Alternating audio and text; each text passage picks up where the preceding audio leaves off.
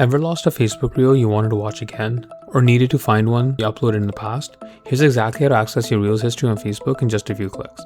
First, open the Facebook app. Tap on your menu icon in the bottom right corner. Now hit the burger menu in the top left. Scroll down to Settings and Privacy. Tap Settings, scroll down. And under Your Information, tap on Activity Log. Tap on your Facebook activity and scroll down, click on Manage Reels. Now here's the important catch. Facebook doesn't keep a log of every single reel you passively watch. However, it does save any reel you liked, commented on, or shared. To find these, tap Comments and Reactions.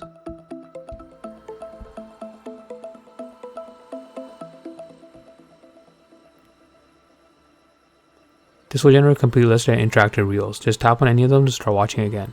If you're looking for reels that you personally uploaded or saved, go back to the Categories menu.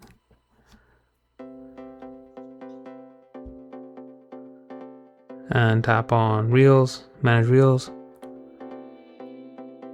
This will instantly bring up your personal Reels library.